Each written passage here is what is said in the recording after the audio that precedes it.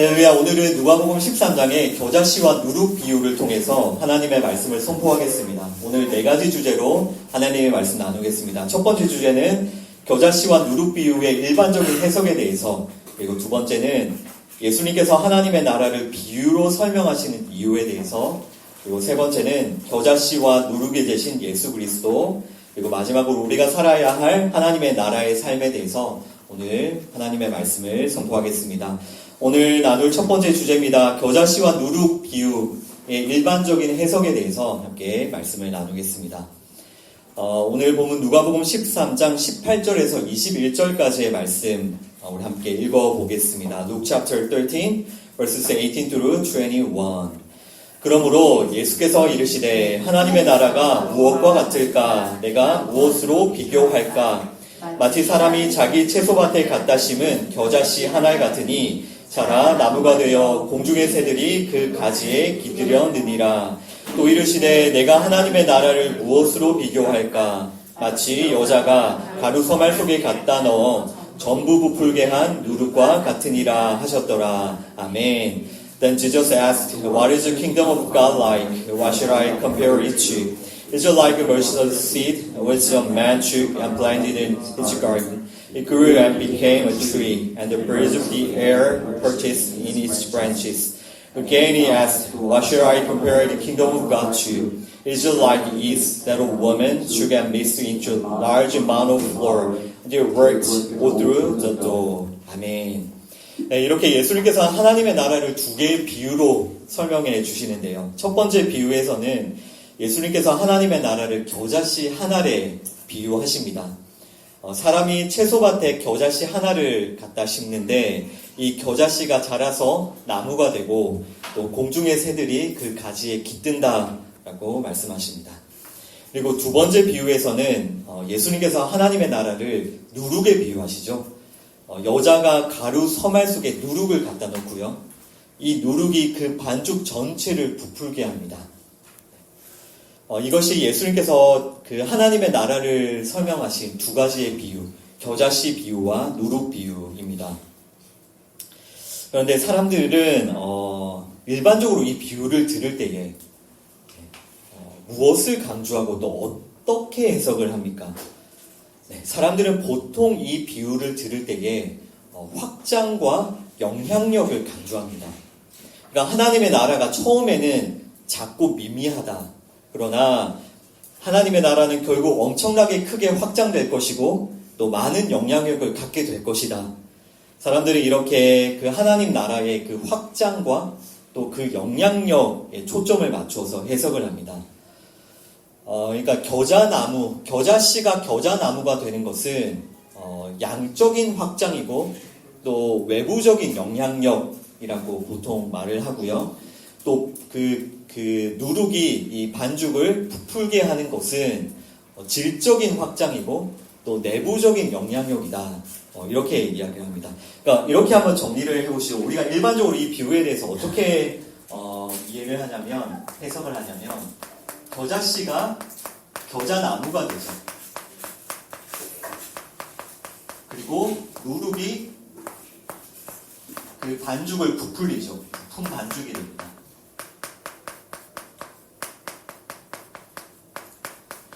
예수님의 이 비유를 듣고 사람들은 보통 무엇을 강조하며 해석을 한다고요? 네, 확장과 영향력.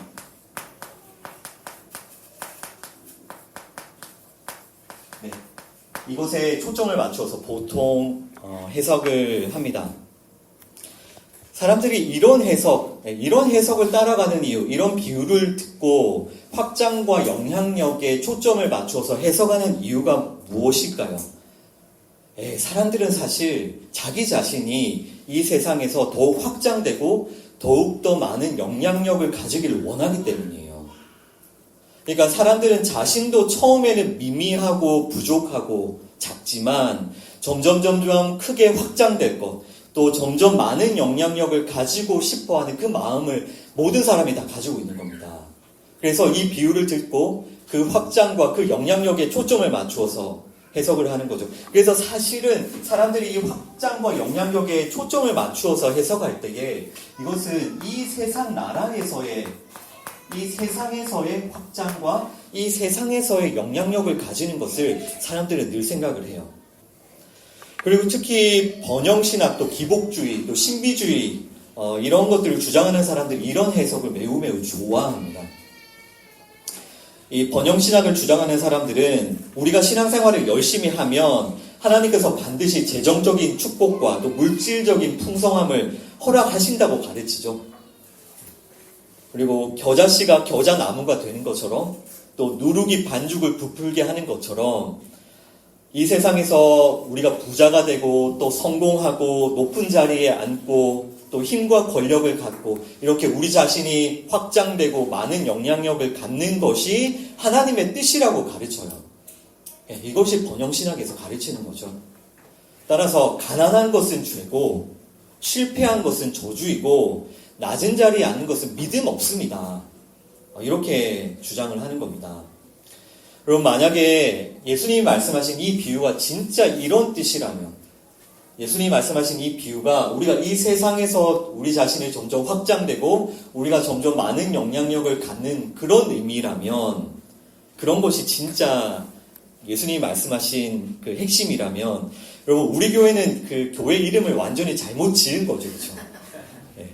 그러니까 하나님의 나라는 그 겨자나무처럼 점점 커져가고 또 하나님의 나라는 누룩 넣은 반죽처럼 점점점 부풀어 가는데 이 하나님 나라의 모형으로 서 있는 이 교회의 이름을 낮고 작은 교회라고 하면 안 되잖아요. 하나님 나라는 점점점 커지고 부풀어져 가는데, 그렇죠? 그래서 우리 교회의 이름을 높고 거대한 교회 이렇게 바꿔야 될지도 모르겠습니다. 만약에 이것이 예수님께서 말씀하신 핵심이라면, 여러분 이렇게 우리가 사실 아무 생각 없이 받아들이고 있는 이렇게 그냥 일반적으로 해석하는 그런 해석들이 사실은 매우 위험한 해석이라는 것을 여러분들이 잘 분별하셔야 됩니다. 이 비유, 우리가 지금 누가복음 13장을 강의하고 있는데 이 비유의 앞뒤 문맥만 주의 깊게 읽어보십시오. 이 비유는 결코 확장과 영향력에 대한 말씀이 아니라는 것을 알 수 있어요. 이 문맥만 잘 읽어내도. 여러분 지금까지 예수님께서는 누가복음 12장과 누가복음 13장을 통해서 계속해서 바리새인들의 누룩을 경고하셨죠. 그리고 계속해서 회개하라고 책망하고 계십니다. 그런데 예수님께서 지금 그 책망하신 바리새인들이 어떤 사람들입니까? 바리새인들. 그 바리새인들이 사실은 이 확장과 영향력을 가장 좋아하는 사람들이에요. 그 바리새인들이 가지고 있는 그 삶의 방향성, 그들의 삶의 목표가 결국은 이 세상에서 자신이 확장되고 영향력을 갖는 것이 이 바리새인들이 가지고 있는 그 마음의 동기입니다. 그래서 그들은 하나님께서 주신 이 율법마저도 심지어 무엇을 위해 사용합니까?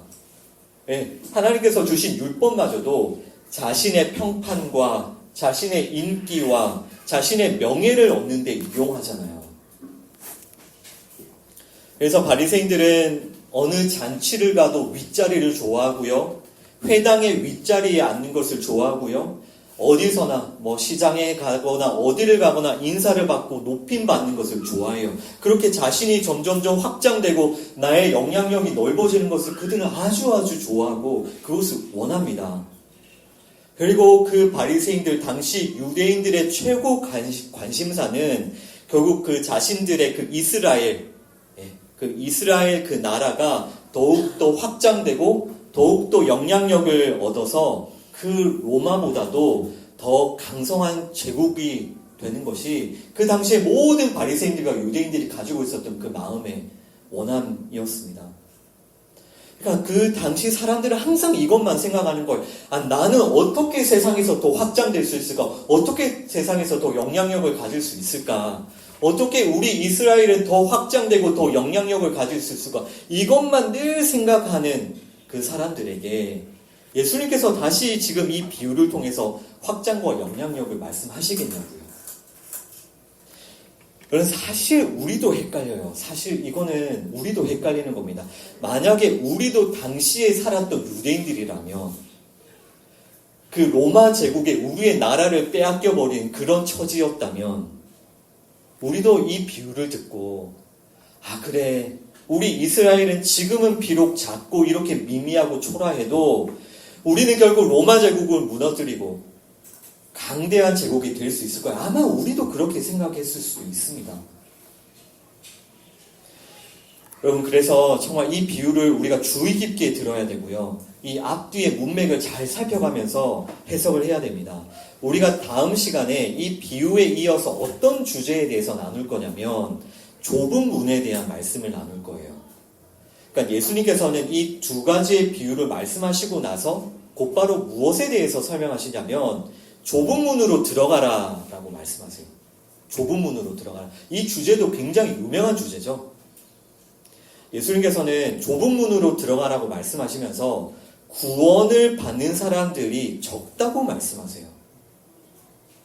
좁은 문으로 들어가기를 너희들이 힘써야 되고 그러나 힘을 써도 못 들어가는 사람들이 많다라고 예수님께서 말씀을 하십니다. 그러면 한번 이 두 개의 주제, 이 두 가지의 비유와 그 좁은 문으로 들어가는 이 두 개의 비유를 한번 연결해서 한번 생각을 해보십시오. 예수님께서는 지금 이 비유를 통해서 하나님의 나라는 겨자나무처럼 커지고 반죽처럼 부푼다고 말씀하셨다가 갑자기 하나님의 나라에 들어가는 사람이 적다고 말씀하실까요?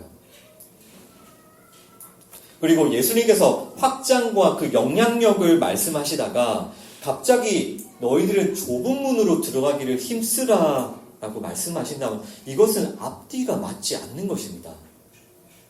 앞뒤가 맞지 않는 해석이에요. 그래서 이 비유는 사실 이 비유의 핵심은 확장과 영향력이 아닌 겁니다. 그렇게 보이지만, 그렇게 읽을 때 그렇게 보이지만 그게 핵심 주제가 아닌 거예요. 여러분 생각해 보십시오. 어린 아기로 이 땅에 태어나신 예수님, 그 갈릴리 마을의 작은 목수셨던 그 예수님께서 점점 확장되고 점점 영향력을 가져서 결국은 출세하시고 로마 황제의 자리에까지 오르셨습니까? 아니잖아요. 예수님께서는 로마 황제의 자리에 오르신 게 아니라 십자가에 오르셨죠. 그런데 사람들은 이 비유를 들으면서 전부 다 그걸 생각하는 거예요. 아, 나도 확장되고 내가 영향력을 가지면 나도 그런 자리에 앉을 수 있겠지. 여러분 이렇게 확장과 영향력을 강조하는 해석에는 결국 무엇이 빠져 있습니까? 예, 십자가가 빠져 있는 거예요. 그런 해석에는 십자가가 없습니다. 그래서 오늘 말씀을 통해서 예수님께서 정말 이 비유를 통해서 주시고자 하는 진리가 무엇인지를 정말 한번 잘 찾아가 보십시오. 자, 이제 두 번째 주제로 가보겠습니다. 예수님께서 하나님의 나라를 왜 항상 비유로 설명하시는지를 우리가 살펴보도록 하겠습니다. 지금 우리가 첫 번째에서도 나눴던 것처럼 예수님께서는 하나님의 나라를 비유로 설명하셨죠.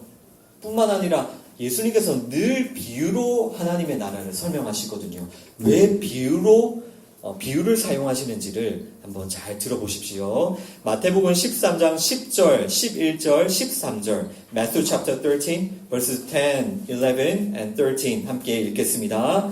제자들이 예수께 나와 이르되 어찌하여 그들에게 비유로 말씀하시나이까? 대답하여 이르시되 천국의 비밀을 아는 것이 너희에게는 허락되었으나 그들에게는 아니되었나니 그러므로 내가 그들에게 비유로 말하는 것은 그들이 보아도 보지 못하며 들어도 듣지 못하며 깨닫지 못함이니라. 아멘. The disciples came to him and asked, Why do you speak to the people in parables? Replied, Knowledge of the secrets of the kingdom of heaven has been given to you, but not to them. This is why I speak to them in parables. Though seeing, they do not see. Though hearing, they do not hear or understand. 아멘. 그 제자들이 예수님께 질문하죠. 아니 예수님 왜 계속 비유로 말씀하십니까? 비유로 말씀하십니까? 이렇게 질문했더니 11절을 보시죠. 예수님께서 뭐라고 대답하십니까? 천국의 비밀을 아는 것이 너희에게는 허락이 되었으나 그들에게는 허락이 되어 있지 않다라고 하시죠. 그리고 13절도 보십시오. 내가 그들에게 비유로 말하는 이유는 그들이 보아도 보지 못하고 그들이 들어도 듣지 못하고 깨닫지 못하기 때문이다 라고 말씀하시죠. 자, 이게 무슨 뜻이죠? 천국의 비밀. 예수님께서 천국의 비밀을 비유로 말씀을 하시는데요. 천국의 비밀이 너희에게는 허락이 되었다라고 말씀하시죠. 그러나 그들에게는 허락되지 않았다라고 하십니다. 지금 이런 예수님의 설명인데요. 예수님께서 하나님의 나라를 왜 비유로 설명하시는지, 왜 비유로 말씀하시는지 그 이유를 여러분 꼭 기억하셔야 돼요. 지금 예수님께서는 왜 비유를 사용하시냐면 누군가에게는 진리를 드러내고 누군가에게는 진리를 감추려고 하시는 겁니다. 그러니까 이 너희들에게는 진리를 드러내어서 가르쳐 주시고요. 그들, 허락되지 않은 그들에게는 진리를 감추어 버리시는 겁니다. 이를 위해서 예수님이 비유를 사용하고 계시는 거죠. 그렇죠? 그래서 똑같은 것을 들어요. 똑같은 비유를 듣고 봐요. 근데 허락된 제자들은 그 비유를 통해서 진리를 보고 그러나 그들은 보지 못합니다. 똑같은 것을 들어도 허락된 제자들은 듣고 깨닫습니다. 그러나 그들은 듣지도 못하고 깨닫지도 못해요. 이게 결국 무슨 뜻이냐면 이 천국의 비밀, 이 천국의 비밀을 아는 것은 이 천국의 비밀을 알고 천국에 들어간다는 것은 오직 무엇으로만 가능하다는 뜻입니까? 결국 이것은 하나님의 은혜로만 가능하다는 거예요. 하나님의 은혜를 입은 자들만, 그들만 이 진리를 알게 된다는 겁니다. 비유를 통해서. 그러나 이 은혜를 거부하는 자들, 은혜를 받지 못하는 자들은 비유를 들어도 알지 못하고 깨닫지를 못하는 겁니다. 사람들이 아무리 똑똑해도, 사람들이 아무리 잘 나가도, 아무리 사람들이 크게 확장되고 자기의 영향력이 넓어지고 많아지고 많은 영향력을 가져도 결국 하나님의 은혜가 아니면 하나님의 나라를 알 수가 없고요. 하나님의 나라에 들어갈 수가 없습니다. 여러분, 이런 말씀을 들을 때, 이런 말씀 참 쉽지 않은 말씀이죠. 이런 말씀 들을 때, 사람들은 어떻게 반응합니까? 자신들이 못 보고 자신들이 못 깨닫는 것은 누구의 책임이라고 합니까? 예수님의 책임이라고 예수님을 비난해요. 예수님이 이 은혜를 나에게 안 주셨기 때문에 내가 이 진리를 못 깨달은 것이다 라고 예수님께 책임을 돌리며 예수님을 비난하죠. 여러분, 그러나 우리는 이 비유로 말씀하시는 예수님을 절대로 원망해서는 안 돼요. 우리가 해야 될 것이 무엇입니까, 여러분? 우리가 해야 될 것은 주님, 나도 보지 못하고 나도 듣지 못하고 나도 깨닫지 못하는 죄인입니다 라는 것을 회개해야 되는 겁니다. 이것이 우리가 해야 되는 거예요. 우리는 회개하며 주님, 그렇습니다. 나도 예수님이 말씀하시는 이 비유를 통해서 진리를 듣지 못하고 깨닫지 못하는 죄인입니다. 이렇게 회개하며 은혜를 구하며 도움을 구해야 되는 거예요. 예수님을 비난할 게 아니라. 그리고 이 비밀을 알게 해주시는 그 하나님의 은혜에 감격하며 감사해야 되는 거예요. 그러니까 빛이신 예수님이 오심으로 어떻게 되냐면 이 세상 가운데 빛이신 예수님이 오셨잖아요. 예수님께서 오심으로 빛으로 나오는 자들과 반대로 어둠으로 숨는 자들이 나누어지는 겁니다. 말씀이신 그 예수님 앞에 회개하는 자들과 회개하지 않는 자들로 나누어지는 거예요. 말씀이신 그 동일한 말씀 앞에 누군가는 회개하며 은혜를 얻어서 이 진로로 나아가는데 누구는 똑같은 걸 듣는데 그 예수님을 비난하더라는 거예요. 그러나 반드시 나누어져야 돼요. 회개하는 자들과 회개하지 않는 자들이 반드시 나누어져야 됩니다. 마태복음 13장 34절과 35절 말씀도 읽어보겠습니다. Matthew chapter 13 verses 34 and 35. 예수께서 이 모든 것을 우리에게 비유로 말씀하시고 비유가 아니면 아무것도 말씀하지 아니하셨으니 이는 선지자를 통하여 말씀하신 바 내가 입을 열어 비유로 말하고 창세부터 감추인 것들을 드러내리라 함을 이루려 하심이라. 아멘. Jesus spoke all these things to the crowd in parables. He did not say anything to them without using a parable. So was fulfilled what was spoken through the prophet. I will open my mouth in parables. I will utter things hidden since the creation of the world. 아멘. 34절 보십시오. 심지어 예수님께서는 하나님의 나라에 대해서는 비유가 아니면 아무것도 말씀하지 않으셨어요. 그쵸? 비유가 아니면 아무것도 말씀하지 않으셨다고요. 예수님께서는 오직 비유로만 천국의 비밀을 말씀하셨어요. 왜 비유로 말씀하셨는지 아시겠죠? 아까 기억하시죠? 은혜 입은 자들에게만 진리를 가르쳐 주시는 거예요. 자, 35절 보시죠. 예수님께서는 이 비유를 통해서 창세부터 감추인 것들을 드러내신다라고 하시죠. 이 창세부터 감추인 것들이 아까 그 11절의 천국의 비밀이에요. 이게 창세부터 감추인 것들. 감추인 것.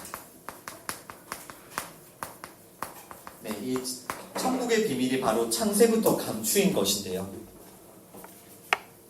그러니까 이 비유, 예수님이 말씀하신 이 비유 안에 뭐가 담겨 있는지 아시겠죠? 천국의 비밀이 담겨 있고요.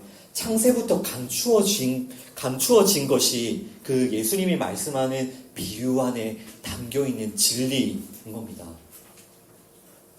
그러면 예수님께서 지금 말씀하신 그 비유에 담겨져 있는, 예수님께서 비유를 통해서 드러내시는 그 창세부터 감추인 것, 그 천국의 비밀이 무엇일까요? 여러분, 이것이 무엇입니까? 예수님께서 비유를 통해서 가르쳐 주시는 것, 은혜를 입은 그 제자들, 그들에게만 들려지는 이 진리, 이것이 무엇이죠? 이것이 무엇입니까? 사도 바울은 자신과 성도들에게 이것을 알게 해주시는 하나님께 감격하며 감사하며 찬양을 드려요.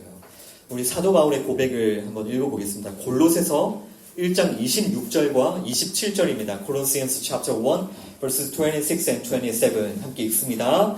이 비밀은 만세와 만대로부터 감추어졌던 것인데 이제는 그의 성도들에게 나타났고 하나님이 그들로 하여금 이 비밀의 영광이 이방인 가운데 얼마나 풍성한지를 알게 하려 하심이라. 이 비밀은 너희 안에 계신 그리스도시니 곧 영광의 소망이니라. 아멘. The mystery that has been kept hidden for ages and generations, but is now disclosed to the saints. To them God has chosen to make known among the Gentiles the glorious riches of this mystery, which is Christ in you, the hope of glory. 아멘. 여러분 26절에 보시면요, 이 비밀은 만세와 만대로부터 감추어진 것이다 라고 하죠. 아까 예수님께서 그 비유에 담겨져 있는 그 비밀, 만세로부터 감추어졌던 그 비밀, 이제 하나님께서는 성도들에게 은혜를 주셔서 성도들이 그 비밀을 보고 깨닫게 해주시는 거예요. 그것이 무엇입니까? 그 비밀이 27절에 하이라이트를 해보십시오. 27절 끝에 이 비밀은 너희 안에 계신 그리스도니 곧 영광의 소망이니라. 아멘. 이 비밀이 무엇이라고요? 우리 안에 계신 예수 그리스도가 만세와 만대로부터 감추어져 있던 비밀인 겁니다. 그 예수 그리스도의 영광의 소망, 즉 예수님의 죽으심과 부활하심, 그 십자가의 복음이 만세와 만대로부터 감추어져 있던 비밀인 거예요. 창세 전부터 감추어져 있던 비밀인 거예요. 예수 그리스도의 그 십자가의 복음이.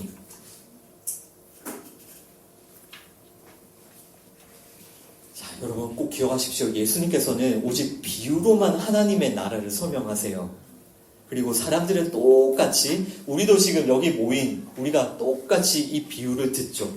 사람들은 동일하게 이 비유를 보고 듣습니다. 그런데 어떤 사람들은 이 비유를 듣고 이 비유를 보고도 예수 그리스도 그 십자가의 복음을 알지 못해요. 사람들은 보아도 보지 못하고요. 들어도 듣지 못하고 깨닫지 못해요. 그래서 영적인 소경이라고 하고 영적인 귀머거리라고 하고 영적인 시체라고 하는 겁니다.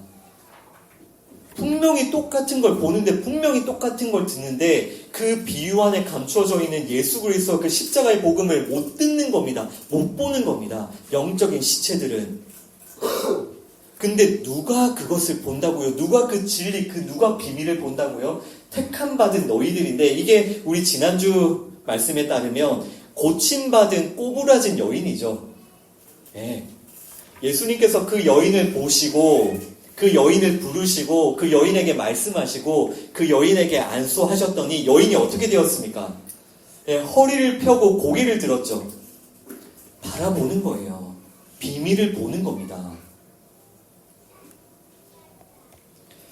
여러분 이와 같이 사실 사람들 똑같은 걸 보지만 보지 못하는 자들, 똑같은 걸 듣지만 듣지 못하고 깨닫지 못하는 이 사람들은 예수님께서 결국 이 비유를 통해서 설명하시는 하나님의 나라에 대해서는 관심이 없는 겁니다.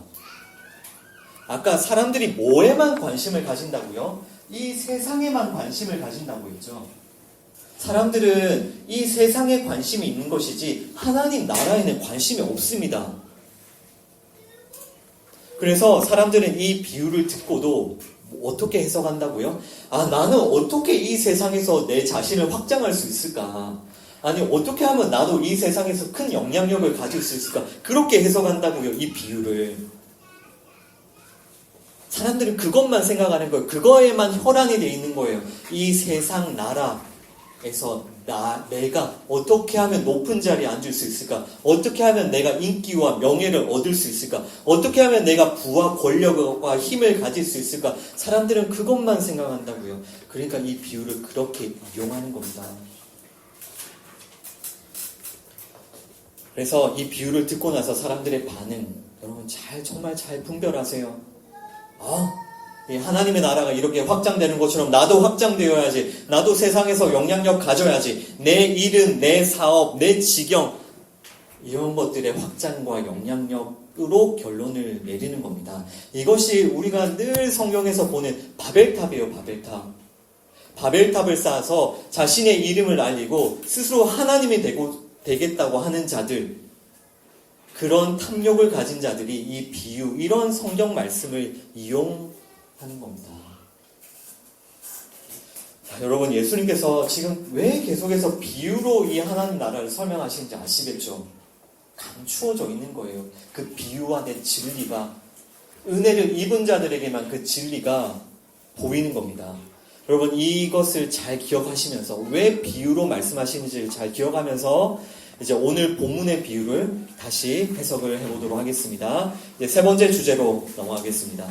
겨자씨와 누룩이 되신 예수 그리스도에 대해서 나누겠습니다. 여러분, 이제 우리가 다시 오늘 본문으로 돌아가서 이 비유를 다시 해석할 텐데 하나님께서 여러분들에게 은혜를 주고 계심을 믿습니다. 여러분, 그 은혜를 따라서 여러분도 이 비유에 담겨져 있는, 아까 뭐가 담겨져 있다고요? 천국의 비밀이 담겨져 있고 창세기로부터 감추어져 있는 그 예수 그리스도, 그 십자가가 담겨져 있다고 했죠. 그 진리를 한번 잘 찾아가 보시기 바랍니다. 우리 다시 한번 첫 번째 비유, 누가복음 13장 18절과 19절, Luke chapter 13, verses 18 and 19 함께 읽습니다. 그러므로 예수께서 이르시되 하나님의 나라가 무엇과 같을까? 내가 무엇으로 비유할까? 마치 사람이 자기 채소밭에 갖다 심은 겨자씨 한 알 같으니 자라 나무가 되어 공중의 새들이 그 가지에 기들였느니라. 아멘. Then Jesus asked, What is the kingdom of God like? What should I compare it to? Is it like a mustard seed which a man took and planted in his garden? It grew and became a tree, and birds of the air perched in its branches. 아멘. 예, 하나님의 나라는 겨자씨 한 알과 같다. 예, 이것은 쉽죠? 그런데 우리가 이제부터 조금 주의해서 생각해 봐야 될 것은 무엇이냐면요. 여러분, 겨자씨라는 것은 당시 사회에서는 매우 부정적으로 여겨진 겁니다. 왜냐하면 겨자씨는 눈에 보이지도 않을 만큼 너무나도 작고 미미하기 때문이에요. 지금 가뜩이나 그 사람들의 처한 상황이 어떻습니까? 강대한 로마 제국 앞에 지금 이스라엘은 너무나 작은 겨자씨처럼 보이는데 사람들이 그 눈에 보이지도 않을 만큼 작은 겨자씨를 좋아할까요? 그 겨자씨를 좋은 의미로 받아들일까요? 아닙니다. 사람들은 겨자씨를 너무 싫어해요. 자기의 처지 같거든요. 겨자씨를 위해서 사람들은 부정적으로 여겨요. 근데 19절에 보시면 그 사람이, 이 비유에서 그 사람이 이 겨자씨를 어디에 심습니까? 예, 자기 채소밭에 심죠. 문제는 당시 사람들은 겨자씨를 채소밭에 심지 않는다는 겁니다. 않았다는 거예요. 이 겨자라는 거는 어떤 식물이냐면요. 그냥 산과 들에서 아무렇게나 자라는 잡초예요. 그냥 아무렇게나 자라는 잡초. 그런 잡초를 자기의 채소밭에 심고 가꾸는 사람이 있습니까? 없죠. 그냥 산과 들에서 그냥 아무렇게나 자라는 그 겨자, 그 잡초를 자기 채소밭에 심고 애지중지 키우는 사람이 어디 있습니까? 아무도 없습니다. 또한 당시 사람들은 율법적인 사고에 따라서 만약에 자기의 그 채소밭에 이 겨자와 자기의 채소가 함께 자라면, 함께 섞어서 자라면 자신들의 그 채소가 부정해진다고 여겼어요. 썩고 키우지 않았습니다. 이것저것 부정해지니까요. 자, 그러면 여러분 이런 겨자의 특징들을 한번 잘 정리를 해보십시오. 이 겨자 혹은 겨자씨, 이게 어떤 특징이 있습니까? 첫 번째로 사람들의 눈에 겨자씨는 크기가 너무 작아서 보이지가 않는다는 거예요. 안 보인다는 겁니다. 그리고 두 번째로 이 겨자씨는 어떤 특징을 가지고 있습니까? 사람들은 그래서 겨자씨를 부정하게 여기는 거예요. 너무 작으니까.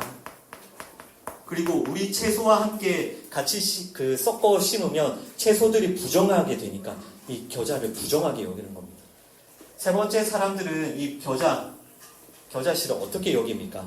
만약에 자기의 채소밭에 겨자가 자라나면 어떻게 할까요? 예, 당연히 뽑아서 갖다 버려야죠. 이 겨자는 뽑아서 갖다 버려야 될 겁니다. 그래서 이거는 뽑고 버려야 할 것. 뽑아 버려야. 이것이 겨자가 가지고 있는 특징이에요. 안 보이고요, 부정하고요, 뽑아 버려야 되는 게 이 겨자입니다. 겨자씨예요. 여러분, 이런 겨자씨에 천국의 비밀, 창세로부터 감추어진 것이 담겨져 있다는 것을 아시겠습니까? 예수 그리스도의 그 십자가? 보십시오. 사람들은 겨자씨로 이 땅에 오신 예수님이 안 보이는 거예요. 예수님은 보이지 않습니다. 이 땅에 예수님이 분명히 오셨는데 사람들의 눈에는 예수님이 안 보여요. 그래서 사람들은 예수님에 대해서 관심도 없고요. 그 예수님을 부정적으로 여겨요. 부정하게 여깁니다. 또 사람들은 자기의 영역에, 내 삶의 영역에 예수님이 들어오면 어떻게 합니까? 뽑아서 갖다 버리고 밟아 죽여요. 절대로 내 영역에 예수님이 들어오는 것을 허락하지 않습니다. 사람들은. 그래서 사람들은 결국 예수님을 어떻게 했습니까? 조롱하고 비난하고 핍박하면서 예수님을 십자가에 못 박아 죽여버렸죠. 예수님이 겨자씨로 오셨기 때문이에요. 안 보이고 부정하고 뽑아 버려야 될 그런 모습으로 오셨기 때문입니다. 하지만 예수님께서는 겨자씨로 오셔서 땅에 심겨지고 깨어져서 죽으심으로 어떻게 되었습니까? 그 결과로 새로운 싹을 틔우셨죠. 예수님께서 미움받고 박해받고 죽임 당하심으로 하나님의 나라가 시작이 된 겁니다. 그 눈에 보이지도 않을 만큼 작은 그 겨자씨가 나중에는 5m가 넘는 겨자나무가 돼요. 그리고 그 많은 새들이 그 나무 가지에서 그 가지에 와서 안식을 누리죠. 그러니까 이건 무엇을 설명하는 거예요? 결국 예수 그리스도로부터 시작된 하나님의 나라는 반드시 완성이 될 것이고 이방의 많은 사람들도 예수님을 통해 그 하나님의 나라에 들어가서 안식을 누릴 것을 설명해주고 있는 겁니다. 이것이 지금 겨자 비유가 담고 있는 그 예수 그리스도 십자가예요. 일단 누룩 비유까지 계속해서 살펴보겠습니다. 누가복음 13장 20절, 21절, Luke chapter 13, verse 20 and 21 함께 읽습니다. 또 이르시되 내가 하나님의 나라를 무엇으로 비교할까? 마치 여자가 가루 서말 속에 갖다 넣어 전부 부풀게 한 누룩 같으니라 하셨더라. 아멘.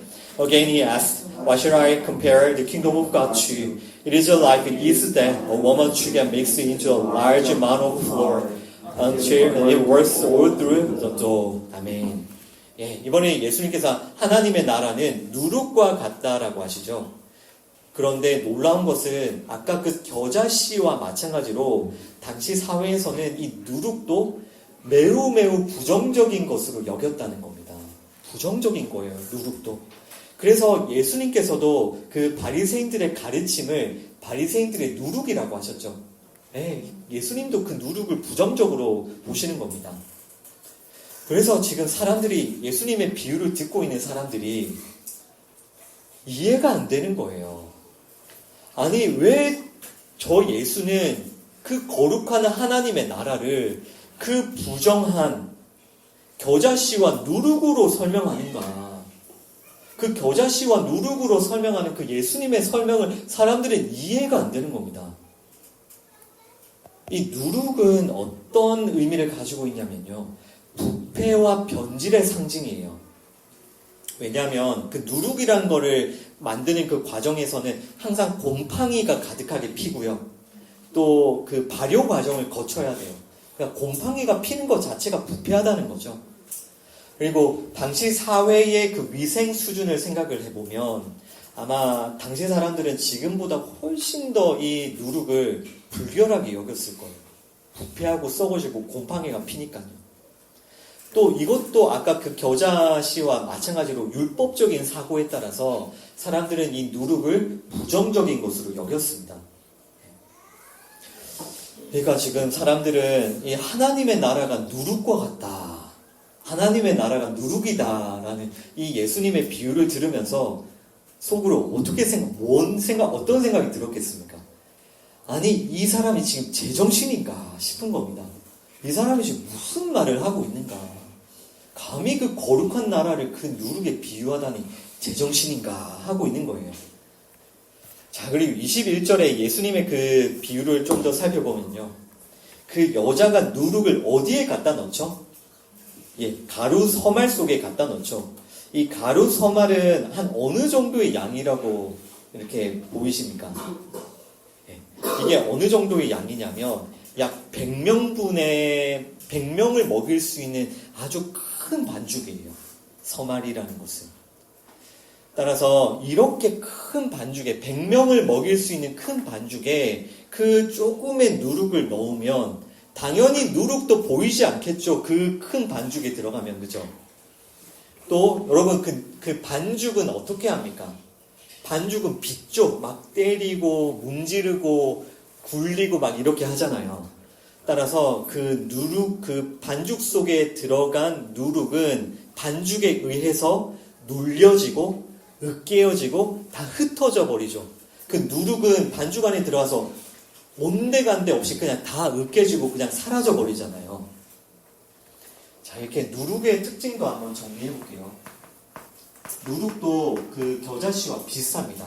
먼저 첫 번째로 그 큰 반죽 속에 있는 그 조금의 누룩은 역시나 안 보이죠, 사람들에게. 이것도 동일하게 사람들의 눈에 안 보입니다, 누룩이. 그리고 두 번째로 아까 우리 말씀드린 것처럼 누룩은 곰팡이 피고 막 그런 거니까 부정하죠. 네, 누룩도 부정한 거예요. 자, 세 번째로 아까 반죽 속에 들어간 누룩이 어떻게 된다고요? 예, 반죽은 그 누룩을 눌러버리고 으깨고 흩어버려요. 그러니까 이 누룩은 어떻게 되어지는 거냐면 결국 으깨어지고 그리고 다 흩어져 버리죠. 이것이 누룩이 가지고 있는 그런 특징이에요. 따라서 이런 누룩에도 예수 그리스도의 그 십자가의 복음이 보이시죠? 사람들은 예수님이 안 보이는 겁니다. 분명히 오셨는데 관심이 없는 거예요. 그리고 그 예수님을 부정하게 여겨요.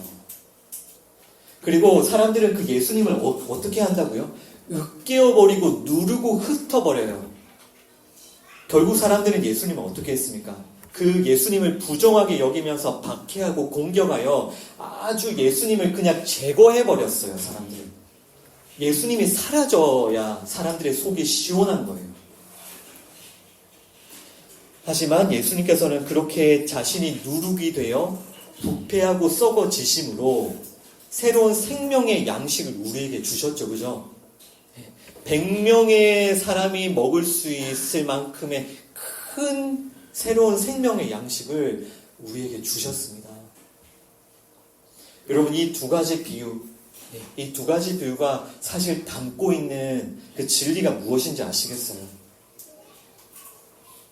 이 두 가지 겨자씨와 이 누룩 비유는 사실 사람들이 십자가에 죽인 예수님을 담고 있는 거예요.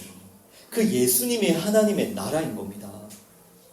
예수님만이 하나님의 통치에 온전히 순종하셨기 때문에 예수님이 하나님의 나라로 이 땅에 오신 거예요. 근데 사람들은 그 예수님을 공격하고 죽이죠.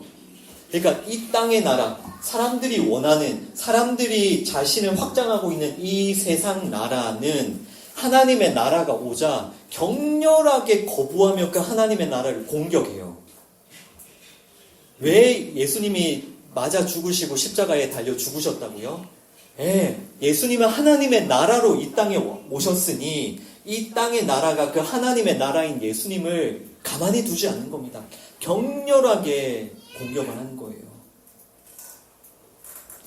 그러니까 여러분 꼭 기억하세요. 하나님의 나라라는 것은 그냥 이 세상 사람들이 아주 좋아하고 아주 기뻐하고 아주 흠모할 만큼 아름다운 모습이 절대로 아니에요. 세상 사람들이 하나님의 나라를 너무나도 싫어한다고요. 하나님의 통치니까요. 하나님의 통치에 들어가기 싫으니까요. 어떻게든 하나님의 나라를 공격해서 부셔야 되는 거예요. 그래야 내 나라를 지킬 수 있으니까요. 여러분 보십시오. 이 비유는 어떤 비유입니까? 이 비유가 우리가 이 세상 나라에서 내 자신이 확장되고 내 자신의 영향력을 가지게 될 것에 대한 그런 희망적인 말씀이에요. 아니에요. 이 말씀은 이 세상 나라의 사람들은 하나님의 나라를 격렬하게 거부하고 하나님의 나라를 공격하고 핍박한다라는 그런 뜻입니다. 이 비유는. 하나님의 나라가 공격받고 하나님의 나라가 핍박받는다라는 뜻이에요. 그러나 하나님께서는 예수 그리스도의 죽으심을 통해서 하나님의 나라를 이미 시작하셨고요. 하나님의 나라는 반드시 완성될 것이다. 이 세상 나라, 이 사람들, 이 죄인들이 아무리 거부하고 아무리 공격하고 아무리 격렬하게 반항해도 하나님의 나라는 반드시 완성될 것이다. 이것이 이 비유가 담고 있는 핵심 진리인 겁니다. 아멘. 하나님의 나라는 반드시 완성됩니다. 이 땅의 나라가 아무리 공격하고 핍박해도 반드시 완성됩니다. 네, 이렇게 우리가 이 비유에 담긴 이 십자가의 복음을 여러분들이 잘 들으셨다면 이제 마지막 주제에서 그러면 이제 우리가 살아가야 할 하나님 나라의 삶이 어떤 삶인지를 마지막으로 잠깐 나누겠습니다. 우리 에베소서 5장 2절 말씀을 읽어보겠습니다. Ephesians chapter 5 verse 2 함께 읽습니다. 그리스도께서 너희를 사랑하신 것 같이 너희도 사랑 가운데서 행하라. 그는 우리를 위하여 자신을 버리사 향기로운 제물과 희생 제물로 하나님께 드리셨느니라. 아멘. And live a life of love, just as Christ loved us, gave himself up for us as a fragrant offering and sacrifice to God. 아멘. 보십시오. 하나님의 나라는 어떻게 시작되었고 어떻게 세워져 가요? 희생과 사랑입니다. 희생과 사랑. 여러분, 우리가 살아야 될 하나님의 나라의 삶이라는 것은 희생과 사랑의 삶이에요.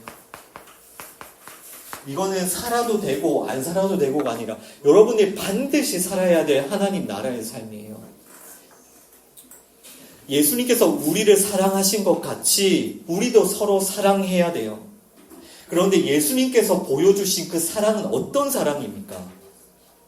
우리를 위해서 자신을 버리고 희생 제물이 되신 그런 사랑이죠. 우리를 위해서 죽으심으로 우리를 대신 살리신 그런 사랑이죠.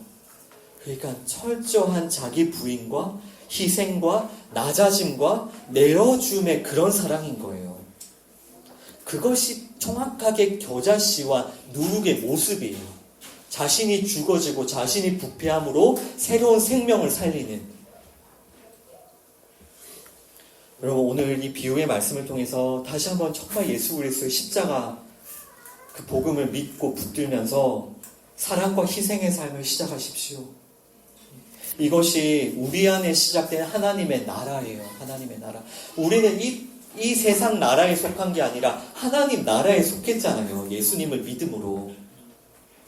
이전에는 우리가 우리 자신만을 위해 살았고 우리 자신의 유익만을 구하며 살았죠. 우리는 원래 이 세상 나라에 속해서 우리 자신의 확장과 우리 자신의 영향력만을 추구하며 살았죠. 원래는. 그러나 여러분들은 이제 하나님 나라로 옮겨졌다고요. 따라서 어떻게 살아야 됩니까? 철저하게 여러분 자신을 부인하십시오. 그리고 사랑하십시오. 희생하시고요. 여러분 자신을 버리시고 겸손히 낮아지십시오.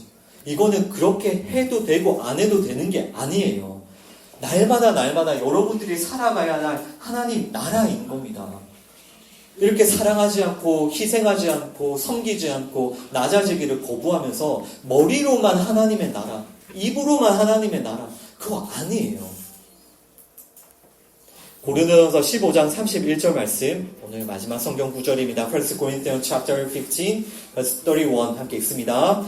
형제들아, 내가 그리스도 예수 우리 주 안에서 가진 바 너희에 대한 나의 자랑을 두고 단언하노니 나는 날마다 죽노라. 아멘. I die every day. I mean that, brothers, just as surely as I glory over you in Christ Jesus our Lord. 아멘. 그리고 여러분, 우리가 살아야 할 하나님의 나라의 삶이 뭐라고요? 십자가 죽음의 삶이에요. 우리가 살아야 될 삶은 십자가의 삶. 십자가의 삶이라는 것은 결국 날마다 죽는 삶입니다.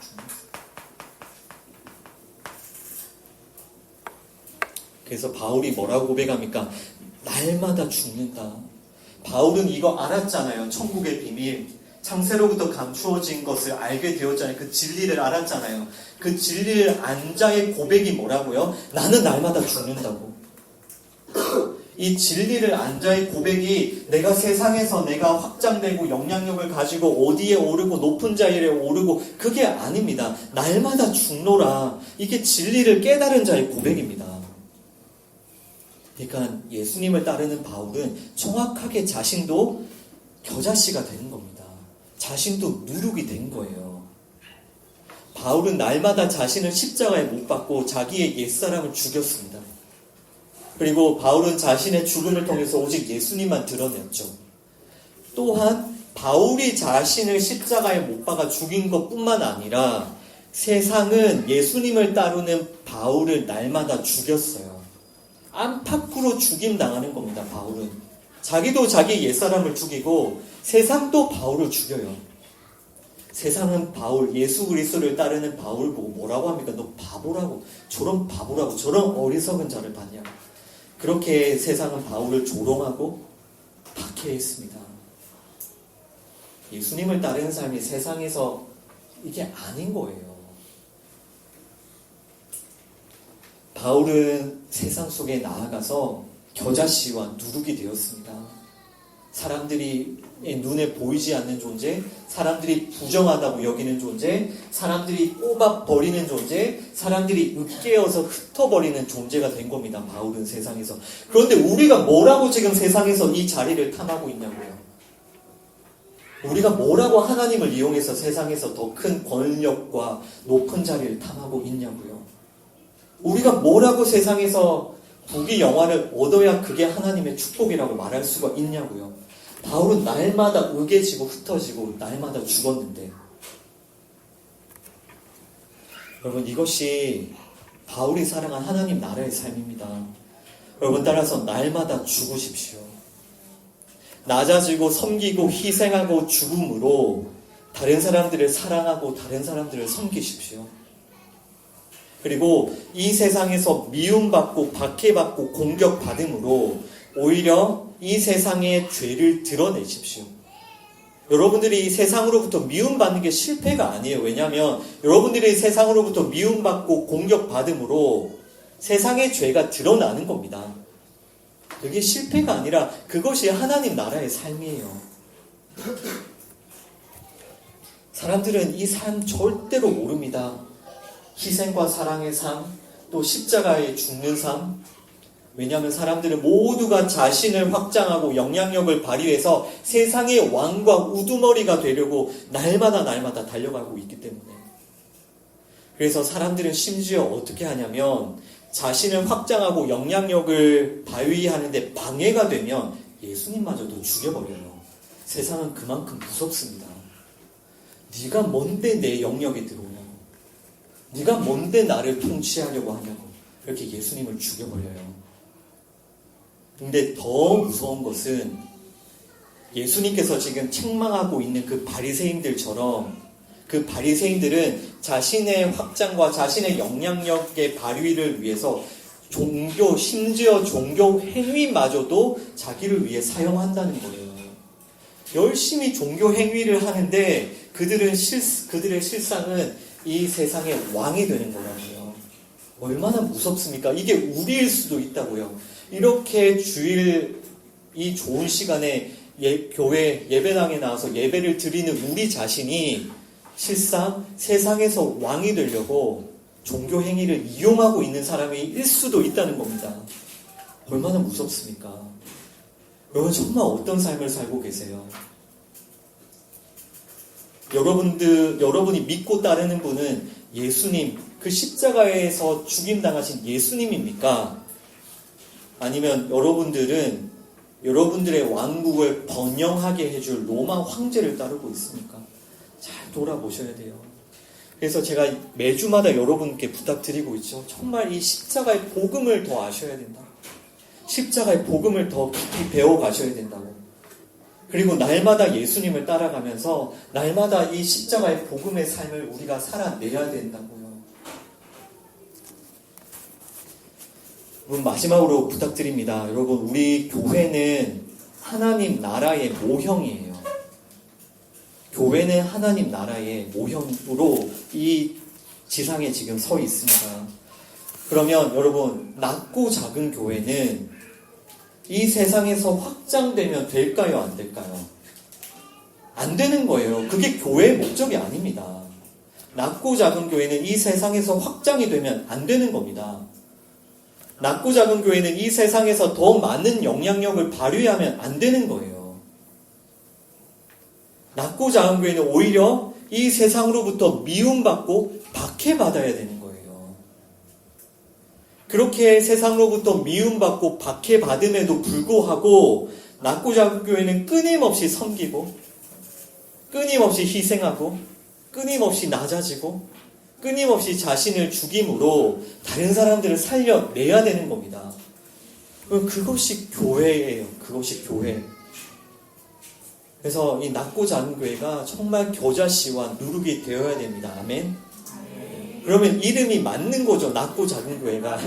높고 거대한 교회는 비성경적인 이름이잖아요. 낮고 작은 교회가 성경적인 이름 맞죠? 그러면 여러분들 번지수를 낮고 작은 교회로 찾아오셨다면 만약에 번지수를 높고 거대한 교회로 알고 왔는데 여기가 아닌 개벼 하면 얼른 거기로 가셔야 되고, 만약에 그치 예수님이 그렇게 사셨고 바울이 그렇게 살았지, 그러니까 교회도 그 길을 따라가야 되고 우리 성도도 그 길을 따라가야지, 그게 맞는 거지라고 여러분도 생각이 되시면 여러분 어떻게 사셔야 됩니까? 여러분도 겨자씨와 누룩이 되셔야 된다고요. 희생하고 사랑하고 매일마다 죽어야 됩니다. 정말 우리 모두 이런 하나님 나라의 삶, 정말 겨자씨와 누룩이 되어서 날마다 우리가 희생하고 사랑하고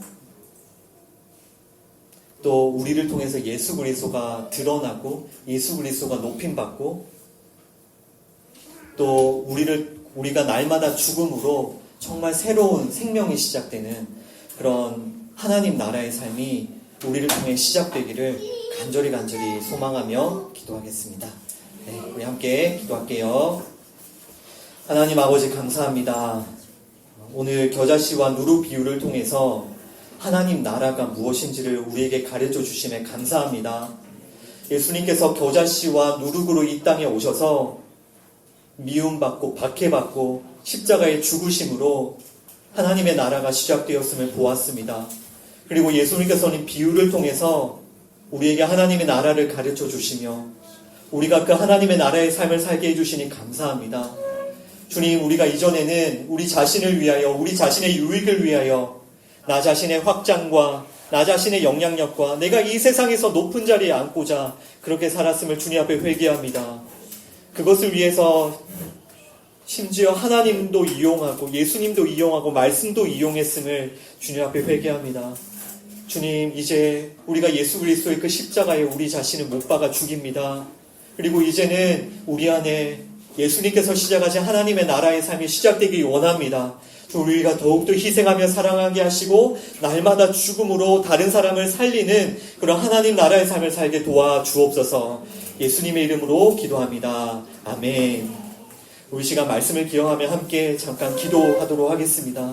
여러분, 우리가 이 시간 합심하여 기도할 때에 여러분, 이 기도할 수 있는 기회, 하나님께서 기도하라고 하시는 이 시간, 여러분 기도하십시오. 정말 진심으로 기도하십시오. 여러분, 정말 성령님의 은혜를 구하지 않으면 우리가 하나님 나라의 삶을 살 수가 없습니다. 하나님 나라가 무엇인지 알 수도 없습니다.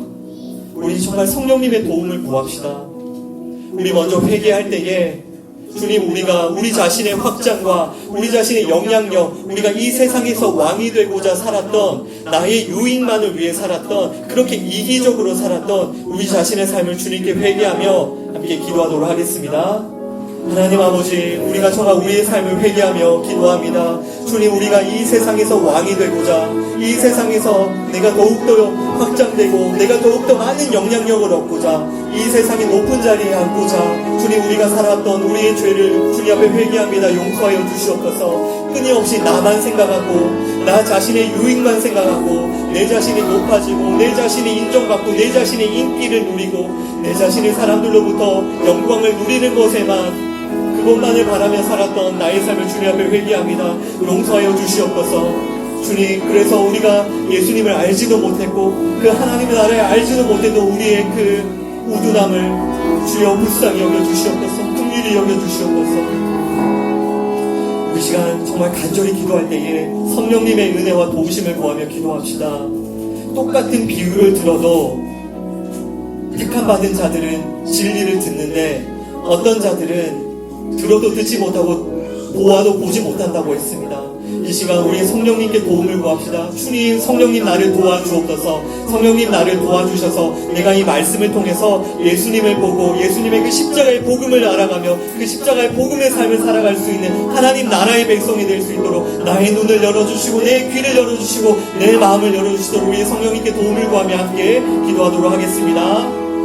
성령님, 이 시간 오셔서 우리를 도와주시옵소서. 우리의 눈을 열어주시옵소서. 우리의 마음을 열어주시옵소서. 우리의 귀를 열어주시옵소서. 성령님, 우리가 이 비유를 통해서 이 말씀을 통해서 진리를 알 수 있도록 우리를 도와주옵소서. 성령님, 우리가 이 비유를 통하여서 창세로부터 감추어졌던 그 하나님 나라의 그 비밀을 알게 하여 주옵소서. 예수 그리스도를 알게 하여 주옵소서. 예수 그리스도의 그 십자가의 그 복음의 은혜를 날마다 더욱더 깊이 알아갈 수 있도록 성령님 우리를 도와주옵소서. 성령님 우리에게 은혜를 부어주시옵소서. 우리를 인도하여 주옵소서. 우리가 말씀을 볼 때에, 우리가 말씀을 들을 때에, 우리가 말씀을 공부하고 가르칠 때에 우리에게 은혜를 더하여 주옵소서. 우리가 진리를 알 수 있도록 진리를 가르칠 수 있도록 도와주옵소서. 이 시간 마지막으로 기도할 때에 우리가 정말 하나님 나라의 삶을 살 수 있도록 기도합시다.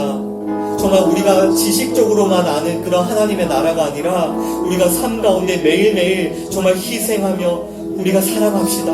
예수님이 우리를 위해서 그렇게 하신 것처럼 우리가 정말 날마다 죽읍시다.